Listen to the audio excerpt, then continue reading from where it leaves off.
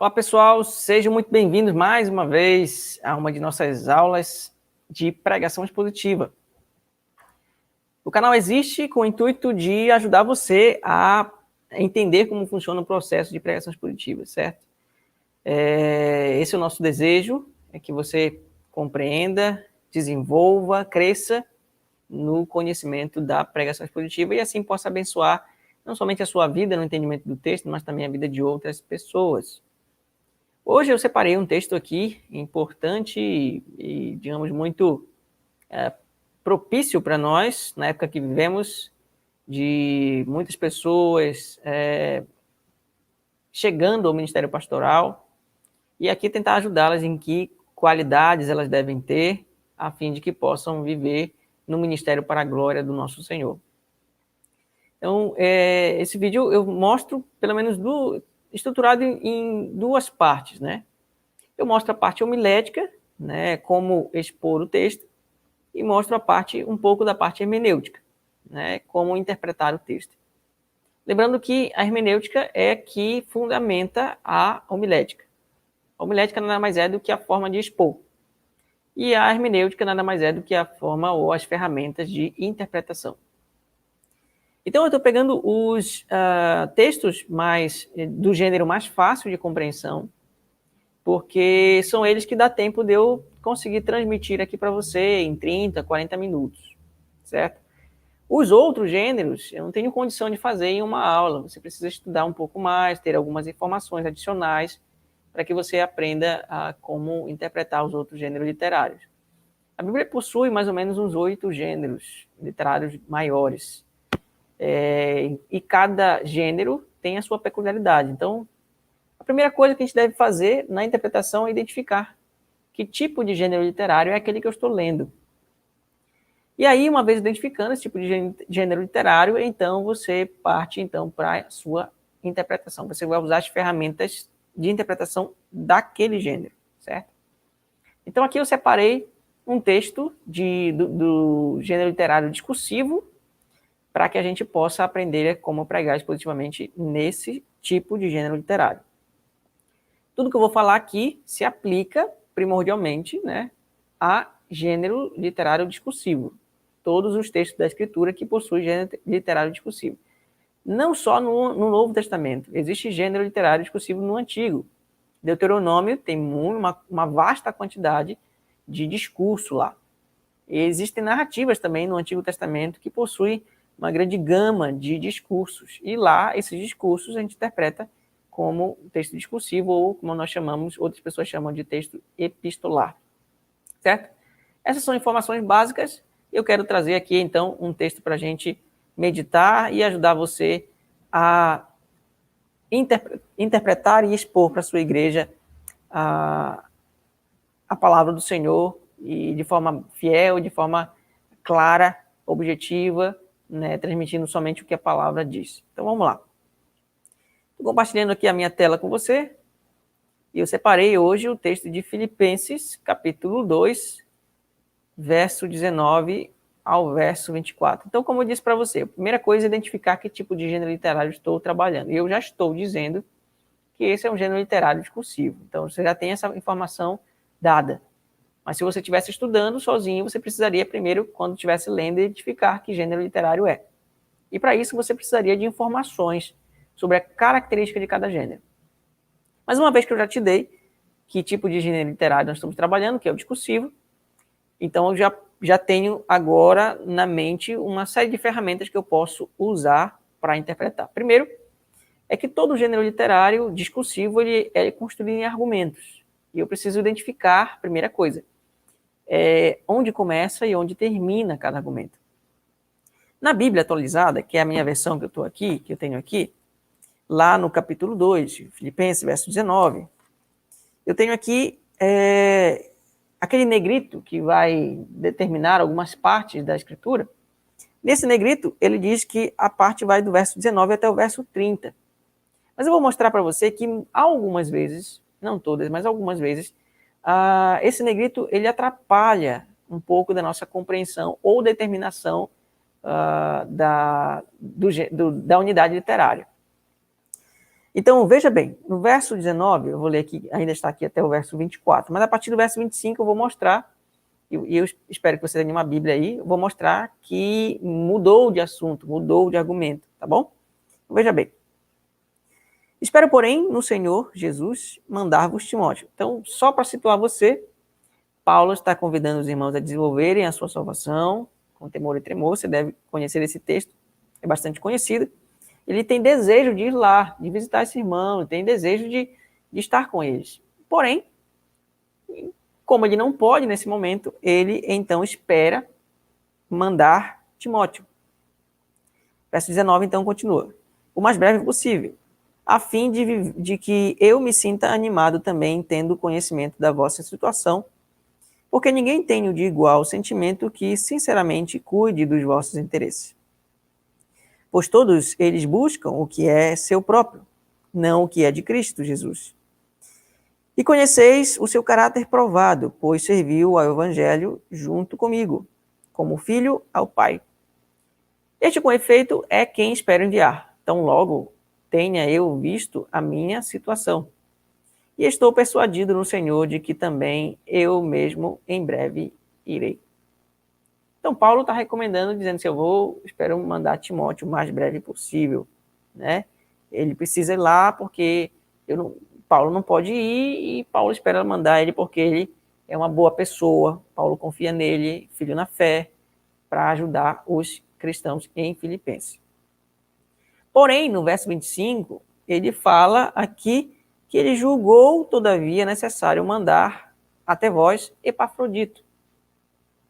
Por outro lado, o irmão e cooperador de companheiro de lutas, e, por outro, vosso mensageiro e auxiliar nas minhas necessidades. Então, Epafrodito é alguém enviado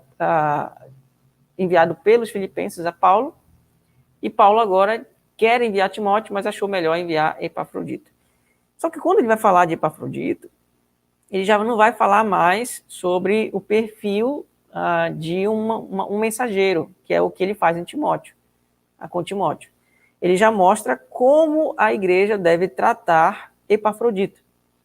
Então, de um lado, Paulo fala do verso 19 ao verso 24, como é a função, o caráter, a atitude, o propósito do ministro para com a igreja, que vai ser enviado à igreja.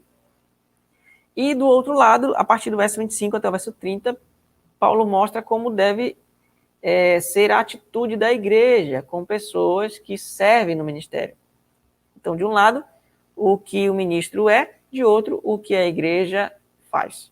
Então, por isso, a delimitação do verso 19 e verso 24 está bem estruturada aqui para você. Uma vez encontrada a delimitação do que nós chamamos de unidade literária, nós então partimos para encontrar a estrutura dessa unidade. Todo o argumento, todo o texto discursivo é desenvolvido através de uma estrutura. E nós precisamos encontrar a estrutura. Por quê? Essa estrutura é o que vai mostrar para mim em quantas partes o autor desenvolveu o seu pensamento. E isso é o que me dá base para encontrar em quantas partes o meu sermão também será dividido. Porque pregação expositiva nada mais é do que dizer o que foi dito numa linguagem mais acessível para a nossa época, certo? Então, esse é o papel da pregação expositiva. É dizer o que a Bíblia disse de uma forma mais acessível para a nossa época. Então, o verso 19 até o verso 24, nós precisamos encontrar a estrutura. Então, vamos lá. Espero, porém, no Senhor Jesus mandar-vos Timóteo o mais breve possível, a fim de que eu me sinta animado também, tendo conhecimento da vossa situação. Porque ninguém tem de igual sentimento que sinceramente cuide dos vossos interesses. Pois todos eles quem? Se você não entendeu aí, é necessário que você compreenda o contexto. Paulo está criticando algumas pessoas que estão pregando o evangelho com segundas intenções. Você pode visualizar isso, por exemplo, lá no capítulo 1, a partir do verso 12. Se dá uma lida lá depois, você vai encontrar. Então, existem pessoas ensinando o evangelho, e às vezes não é o evangelho errado, nesse caso aqui de Filipenses, mas é correto, porém com segundas intenções. E aí o que Paulo faz aqui em relação a Timóteo é contrastar Timóteo com esses tipos de mestres ou de pastores. Verso 21. Pois todos eles, esses pastores ambiciosos ou mal intencionados ou com segundas intenções, todos eles buscam o que é seu próprio e não o que é de Cristo Jesus. E ele continua falando de Timóteo. E conheceis o seu caráter provado, pois serviu ao evangelho junto comigo como filho ao pai. Este, com efeito, é quem espero enviar. Tão logo tenha eu visto a minha situação. E estou persuadido no Senhor de que também eu mesmo em breve irei. Então tem muita coisa aqui pessoal de Paulo. Né? Tem alguns elementos pessoais. Por exemplo, o verso 24 é um elemento pessoal. Ele está convencido de que ele vai visitar os filipenses. Então, aqui nós não encontramos alguma aplicação para a gente. Né? Por quê? Porque está relacionado a algo pessoal de Paulo. Né? Outra, espero, porém, no Senhor mandar-vos Timóteo o mais breve possível, a fim de que eu me sinta animado também. Então, Paulo estava preocupado aí, né, e precisando de digamos assim, de um ânimo a mais, sabendo da situação da igreja. Então, ele queria isso para si. Então, é algo pessoal também. Mas dentro dessa pessoalidade, dessa carta, Paulo ainda descreve algumas coisas que são importantes. E o que salta aos olhos são as qualidades que Paulo destaca de Timóteo. Isso porque Timóteo é um padrão? Não, Timóteo também tem defeitos. Lá em 1 Timóteo, 2 Timóteo, você vai encontrar o apóstolo Paulo mostrando alguns defeitos de Timóteo. Talvez Timóteo um pouco ressentido, um pouco medroso, né, um pouco acanhado. Né? Mas aqui ele está destacando o que é importante em Timóteo. E nisso, então, ele dá um padrão para o que é importante para toda e qualquer pessoa que está pastoreando uma igreja. Por isso, então, eu resolvi colocar aqui o que seria um verdadeiro ministro do Evangelho, porque Paulo está destacando essas virtudes. Então, Paulo está destacando que virtudes aí? Por exemplo, Timóteo aqui, ele sinceramente cuida dos interesses da igreja. Perceberam aí? Em contraste com aqueles que buscam o que é seu próprio. Segundo, além de buscar do vosso interesse, do interesse da igreja, ele não faz o que os falsos mestres, o que aqueles pastores maus faziam. Timóteo, pelo contrário, busca o que é de Cristo, certo? Então, de Cristo Jesus. Que mais? Verso 22. Timóteo tem um caráter provado, ou seja, ele tem uma conduta conhecida dos filipenses. Segundo, ele também serviu ao evangelho junto comigo como filho ao Pai. Então, a ideia de serviço no evangelho. Este, com efeito, é quem espera enviar, tão logo tenha eu visto a minha situação. Certo? Então, nós temos alguns destaques aí que são necessários serem feitos em relação a Timóteo. No primeiro momento, aqui, Paulo destaca aquilo que Timóteo faz. Ele busca os interesses da igreja e busca o interesse de Cristo, certo? A partir do verso 22 até o verso, vou terminar com o verso 24, lembrando da questão pessoal de Paulo, ele fala do caráter de Timóteo, certo? Então, de um lado, aqui na parte amarela, nós temos o que Timóteo faz, e, em segundo lugar, a parte verde mostra o que Timóteo é, ou o caráter de Timóteo. Então, nisso, eu resolvi, então, mostrar aqui, ou designar um tema para a nossa mensagem de hoje, nossa exposição. O verdadeiro ministro do Evangelho.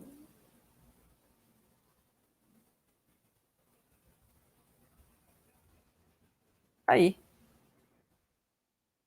Esse é o tema de nossa mensagem. Primeiro, o que a gente observa aí no verdadeiro ministro? Um verdadeiro ministro possui atitudes corretas,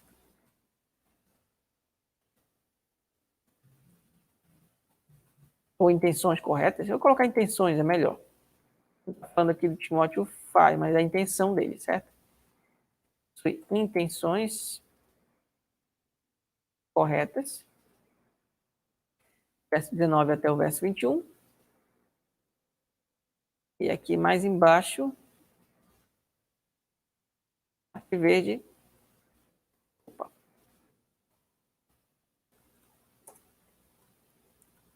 Número 2.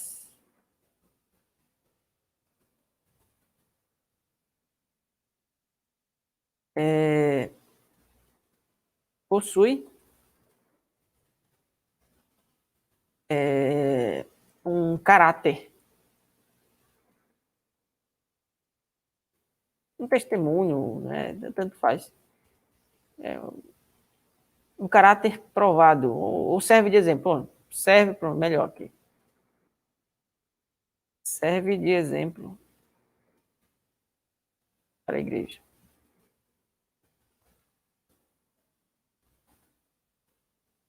Isso do verso 22 ao verso 24. Pronto. Perceberam aí? Eu estou simplesmente resumindo as partes. Estou resumindo de uma forma que responda ou complemente o tema da nossa mensagem. Só isso. Estou tentando organizar o texto para que os pontos para que eles respondam o que o tema está propondo. Lembrando que o tema está respeitando o ponto principal do texto. Então, olhando aqui, eu vou visualizar com vocês as lições que nós aprendemos com esses versos 19 a 21. Espero, porém, no Senhor mandar-vos Timóteo o mais breve possível, a fim de que eu me sinta animado também, tendo conhecimento da vossa situação. Veja, quando Paulo está falando disso, ele está destacando um ponto importante, que Paulo tem e não Timóteo nesse caso, certo? Paulo está falando dele. O verdadeiro ministro, ele ajuda a igreja, certo? Verso 20. Porque ninguém tem de igual sentimento que sinceramente cuide dos vossos interesses. E aqui destacando a virtude de Timóteo. O verdadeiro ministro, ele busca o interesse da igreja, não querendo satisfazer o que a igreja quer, porque muitas vezes a igreja não tem uma busca correta no pastor, né? Ela espera do pastor alguma coisa que não deve esperar. Mas nesse caso, o que Paulo está falando que Timóteo é que ele busca o que é necessário para eles, né? O verdadeiro ministro busca o que é do interesse da igreja.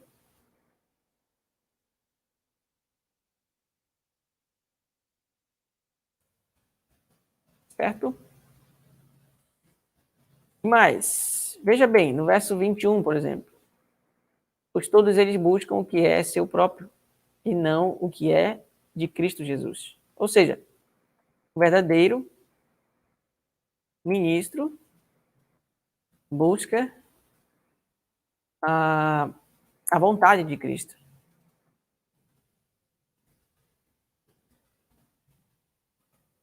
E não a sua própria vontade. Está contrastando aqui. Enquanto uns buscam o seu próprio interesse e não da igreja, outros buscam o que é seu interesse e não de Cristo. Então aqui, posso contrastar nessas duas verdades. O verdadeiro ministro busca o que é do interesse da igreja e não seu.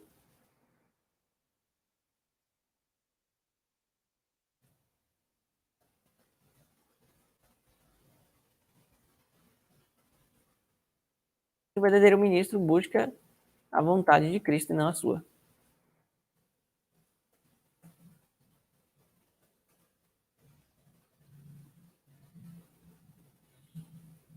Lembrando que Paulo aqui está passando dificuldade no ministério, né? Então, o verdadeiro ministro ajuda, se preocupa com a igreja, não consigo mesmo. Esse é um ponto de Paulo aqui.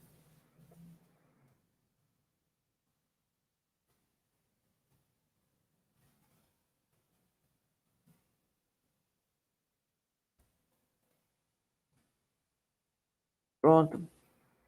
Temos aí 3 verdades que podemos destacar. Uma relacionada ao apóstolo Paulo e 2 relacionadas a Timóteo.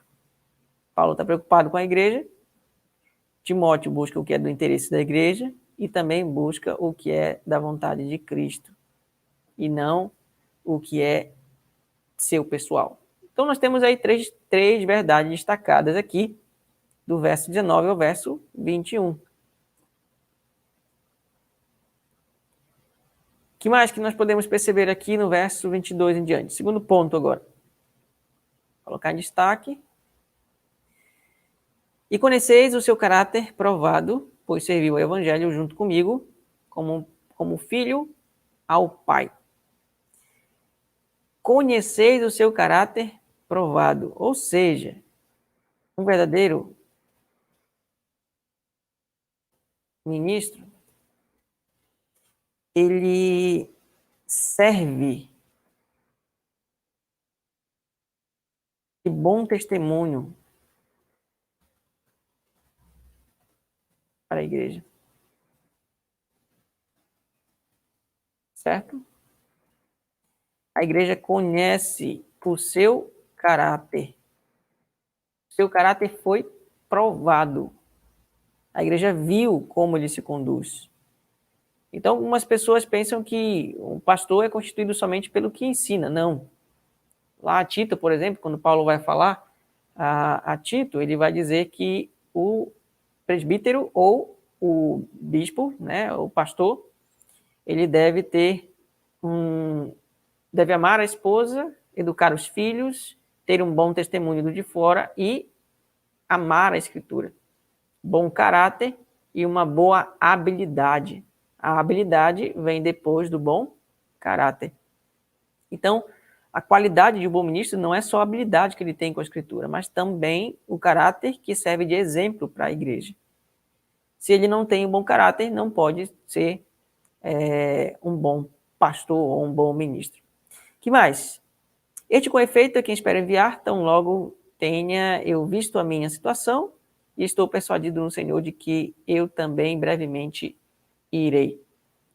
Porque aqui que vemos no verso 22, um destaque importante de Timóteo também, é que um verdadeiro ministro, ele coopera com outros ministros. Ele não faz do seu ministério o centro de tudo. Ele ajuda outros pastores. Timóteo não está aqui usurpando o lugar de Paulo. Pelo contrário, ele está acompanhando, ajudando, auxiliando, cooperando com o ministério. Não há uma competitividade entre os ministros. Não deve haver. Pelo contrário, os pastores devem ser vistos como auxiliares uns dos outros. Esse é um verdadeiro ministro. Ele não vê o seu ministério, ele não quer que o seu ministério seja o centro da atenção, mas ele quer ajudar outros ministros a crescerem, a desenvolverem, a pastorearem melhor, a pregarem melhor e por aí vai. Certo? A cooperar, ele coopera no ministério. Então temos aí 2 lições apenas, como eu disse para vocês, o verso 23 e 24, ele está mais carregado de informações pessoais de Paulo, certo? E situação ocasional daquela época. Mas está aqui no nosso texto, então, deixando aqui. Tiramos, então, mais 2 verdades aí da segunda parte. Temos aqui o nosso esboço do sermão. Perceberam que eu estou repetindo o meu tema? Por que eu estou repetindo o meu tema?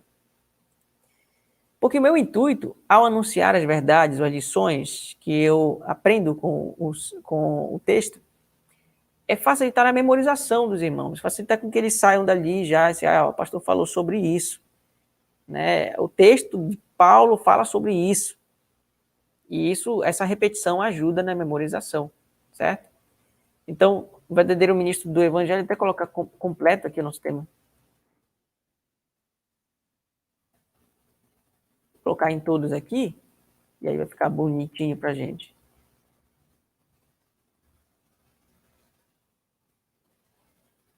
Pronto, aqui embaixo, agora na segunda parte. Pronto. E agora eu vou destacar as questões principais em cada princípio. Veja, o verdadeiro ministro se preocupa com a igreja. O alvo da preocupação dele é a igreja, e não ele mesmo. O verdadeiro ministro do evangelho busca o que é do interesse de Cristo. Olha, interesse da igreja aqui.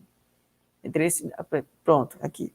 Busca o que é do interesse da igreja, e não o que é seu. O verdadeiro ministro também busca a vontade de Cristo, e não a sua própria vontade. Segundo, o verdadeiro ministro do evangelho serve de exemplo, de bom exemplo. E segundo, o verdadeiro ministro coopera com outros ministros. Perceberam aí?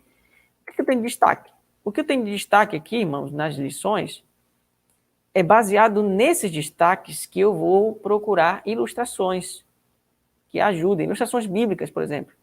Ilustrações bíblicas onde pastores, apóstolos, homens de Deus, demonstraram sua preocupação com a igreja, por exemplo, na primeira parte. Um verdadeiro ministro do evangelho se preocupa com a igreja, não consigo mesmo. Aí você pode encontrar uma ilustração bíblica para isso. Ou falar também de uma história cotidiana. E isso já, quando você conta uma história cotidiana que casa com esse princípio, então você está ilustrando o texto. E aplicar? Bom, aqui nessa questão, tem muita aplicação para os pastores. Isso não quer dizer que eu não possa aplicar para a igreja. Por quê?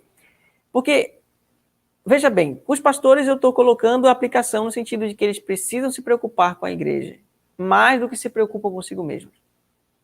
E para a igreja, eu preciso colocar para a igreja que ela deve buscar, não pastores, que, por exemplo, a igreja busca hoje pastores eloquentes, pastores que têm um ar de autoridade, que liderem bem, que administrem bem, ou que saibam coordenar as coisas, ou que se envolvam com a construção da igreja. Tudo menos algo que se preocupe com a igreja de fato, com a vida espiritual da igreja, que é a preocupação de Paulo. Então, nisso eu encontro também aplicação para a igreja. Então, tem aplicação para os pastores e para a igreja. Duas vertentes de aplicação. E assim eu vou fazendo em cada princípio. Eu olho o princípio, vejo a parte principal e vou encontrando as aplicações, direcionando as aplicações para diferentes grupos relacionados às lições que eu estou destacando naquele momento. Então, aqui eu tenho o princípio todo, todas as lições direcionadas para vocês aí. E todas essas lições direcionadas para vocês, você pode bater uma foto e visualizar aí, certo? Eu vou colocar aqui a parte homilética. Vou colocar a parte homilética aqui, para você visualizar. A parte homilética é essa parte amarela. É essa parte que geralmente nós anunciamos para a igreja hoje, ou como no caso que eu faço bastante, eu coloco no PowerPoint, coloco no Datashow, para que a igreja facilite memorização, aprendizado, né? Ajuda. E as outras partes você pode também colocar no slide também, né? Mas é outra parte já mais relacionada às lições do texto, certo? Então o teu esboço é a parte amarela e a parte que não está pintada é a parte que nós chamamos de hermenêutica, lições do texto. Então em todos eles você vai fazer sempre a mesma coisa. Você vai olhar o elemento principal, você vai encontrando o elemento principal, você vai ilustrar e aplicar. Pastor, mas eu tenho pouco tempo, são 1, 2, 3, 4, 5 princípios aí que eu preciso ilustrar e aplicar cada um deles. Sim, esse é o ideal, né? Dependendo do seu tempo, da sua habilidade, você pode aí escolher se você ilustra somente um princípio ou dois, enfim. Fica a seu critério, mas o importante é que você ilustre, porque isso ajuda a facilitação da memorização e do aprendizado. Mas a aplicação tem que ter. Em todos os princípios tem que ter aplicação. A ilustração é até negociável. Eu nem gosto de negociar tanto, porque ela também ajuda bastante. Mas a aplicação, não. A aplicação deve haver. Você precisa dizer para a igreja o que Deus quer que ela faça, baseado naquilo que o texto disse.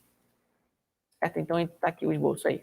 Vou colocar de maneira bem pequenininha aqui, para você visualizar e vai ter uma foto aí, e assim poder encontrar a estrutura aí do texto, tá bom? Então, tá aqui. Pronto. Então, tá aqui o seu esboço, agora é só encontrar a ilustração e direcionar a aplicação dependendo da sua realidade. Ah, se for pregar para jovens, então você vai pregar para jovens e você vai apontar para eles como eles devem visualizar os pastores. Já que não tem pastor na auditoria, né, não tem pastor no público, então você vai aplicar para os jovens, como eles devem visualizar um pastor, o que eles devem buscar no pastor, o que eles devem se preocupar na personalidade de um pastor, é isso. Então, a aplicação depende muito do público-alvo que você tem diante de si, tá certo? A mesma coisa você faz, se for para pastores, se estiver pregando, então você vai pregar para pastores e vai aplicar para eles, né? Você não vai falar para a igreja de forma geral, você está falando para pastores, né? Então, a aplicação vai depender do seu público-alvo, por isso que eu deixo aqui o esboço, né? E aí a sua realidade vai ser, a sua aplicação vai ser de acordo com a sua realidade, tá certo? Então, no mais, irmãos, o que eu preciso dizer para você? Esse é um resumo do que é ou como se desenvolve a pregação expositiva, certo? Se você quiser saber mais sobre como fazer isso, sobre elementos de ilustração, de aplicação, de introdução, de conclusão, como interpretar textos mais difíceis, né? O que você deve fazer em alguns determinados casos em que você não encontra de forma muito clara o entendimento do texto, essas coisas aí não dá tempo de fazer aqui. Então eu pego os textos mais fáceis e ensino aqui, mas não dá para fazer aqui, então eu coloco disponível no curso. Que curso é esse? É um curso de pregação expositiva que nós desenvolvemos, um curso prático, né? São 9 módulos que você pode fazer distribuídos em um ano, né? Os 9 módulos são oferecidos durante um ano, mas você tem até 2 anos para fazer todo o curso. E nesses 9 módulos eu tenho 8 módulos que falam de gênero literário, de como você interpreta cada gênero, de como você expõe cada gênero literário. Isso que eu estou falando para vocês aqui não pode ser aplicado em evangelho, não pode ser aplicado em narrativa, não pode ser aplicado em poesia, não pode ser aplicado, enfim. Essas são regras hermenêuticas, passos hermenêuticos para epístola. Não dá para aplicar em outro tipo de gênero literário, certo? Eu estou pegando o mais simples para ensinar para vocês. Então, no curso eu ensino como se faz esses passos em cada gênero e como se expõe em cada gênero. Então, tem 8 módulos falando só de gênero e um de introdução, que é de princípios gerais aí relacionados à pregação expositiva, certo?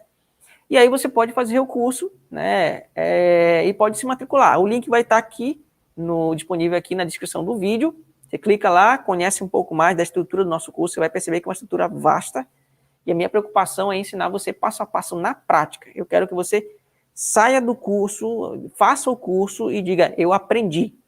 Esse é meu objetivo. Eu aprendi a pregar expositivamente nesse curso. Então, eu não ouvi falar de pregação expositiva. Hoje eu sei fazer pregação expositiva, eu sei desenvolver uma pregação expositiva. É esse o meu objetivo, meu alvo. Meu alvo é que você termine o curso fazendo isso. Eu aprendi nesse curso a como pregar expositivamente, foi uma grande ferramenta e agora eu tenho recursos suficientes para a edificação da minha igreja, abençoar o povo de Deus e para a minha própria vida também pessoal. Então esse é o meu alvo. Então clica aí, se inscreve, né? Se não tiverem abertas as inscrições, porque existem dias em que as inscrições estão abertas, né? Se não estiverem abertas as inscrições, aí você se inscreve no nosso canal, ativa o sininho aí, né? Para que você tenha notificação de quando o curso estará disponível de novo, certo? Então, se inscreve no nosso canal, ativa, porque é só assim você vai ter condição de saber quais são os dias que estarão abertos no nosso curso para você adquirir. E o curso, né, tem um custo básico, um custo mínimo, né? Você não vai pagar um valor grande. Se você dividir em 12 vezes, Você vai perceber aí que dá para caber no bolso de qualquer pessoa. Qualquer pessoa pode adquirir o curso, certo? Até porque também eu quero fazer isso de uma forma bem acessível, para que a maior quantidade de pessoas possa fazer e possa aprender a pregar e possa, sim, edificar a vida da sua igreja. Então, se inscreva no curso. Não está aberta a inscrição. Então, se inscreva no nosso canal também, no YouTube, no Instagram, no Facebook também. Eu vou deixar as descrições aqui, os links dos canais para você poder acessar, porque lá também eu dou muito material, né, dicas, pregações, trecho de pregação, para você ver como funciona a aplicação, como funciona a exegese, como funciona a ilustração. Tem muita dica legal, então se inscrevendo aí, você vai aprender muita coisa já, certo? Mas você só vai aprender tudo se você se inscrever e fizer o curso com a gente, tá certo? Mas só o que você está aprendendo já é de grande valia, com certeza você será edificado, e eu peço que você também divulgue para outras pessoas, a fim de que a palavra de Deus seja cada vez mais exposta para a sua igreja. Então esse é o meu intuito, esse é o propósito do canal e dos outros canais e do curso também. Então que Deus te abençoe, eu fico por aqui hoje, e eu encontro você na nossa próxima aula, nossa próxima live, nosso próximo encontro de aula de pregação expositiva. Deus abençoe você e até a próxima.